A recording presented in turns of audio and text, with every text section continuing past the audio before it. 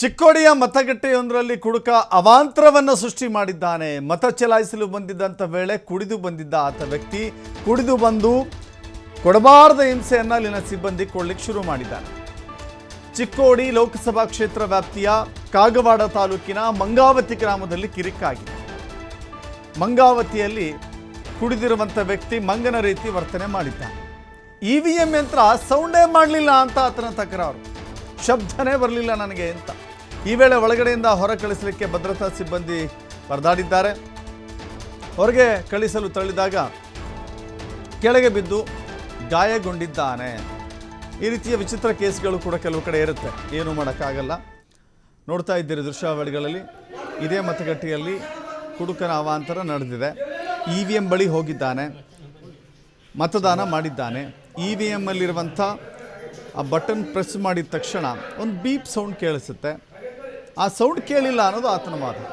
ನನಗೆ ಸೌಂಡ್ ಕೇಳಿಲ್ಲ, ನಾನು ಓಟ್ ಹಾಕಿದ್ದೀನೋ ಇಲ್ವೋ ಅಂತ ಏನು ಗ್ಯಾರಂಟಿ, ನನಗೆ ಮತ್ತೊಂದು ಅವಕಾಶ ಕೊಡಿ ಅಂತ ಕೇಳಿದ್ದಾನೆ. ಆಗ ಭದ್ರತಾ ಸಿಬ್ಬಂದಿ ತಳ್ಳಿದ್ದಾರೆ. ಆ ಸಂದರ್ಭದಲ್ಲಿ ಆತನಿಗೆ ನಿಲ್ಲೋಕ್ಕೂ ತಾಕತ್ತಿಲ್ಲ. ಅಷ್ಟರ ಮಟ್ಟಿಗೆ ಆತ ಪಾನಮತ್ತನಾಗಿದ್ದ ಅಂತ ಕಾಣಿಸುತ್ತೆ. ಆತನನ್ನು ಪೊಲೀಸರು ಹೊರ ಹಾಕಿದ್ದಾರೆ. ಯಾಕೆಂದರೆ ಸುಗಮ ಮತದಾನಕ್ಕೆ ಅಡ್ಡಿ ಆಗಬಾರ್ದು ಅನ್ನೋ ಕಾರಣಕ್ಕಾಗಿ ಆತನನ್ನು ಹೊರ ಕಳಿಸಲಾಗಿದೆ.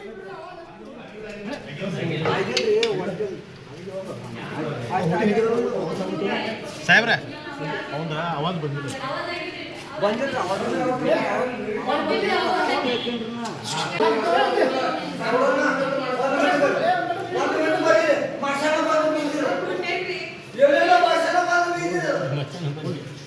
ಸರೋವರ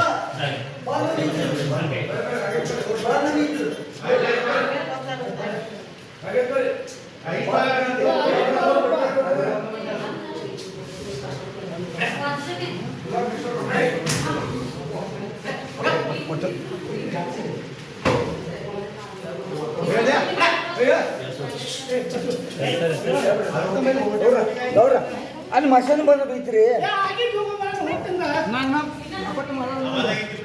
ಒಪ್ಪಟ್ಟು ಮಾಡೋದು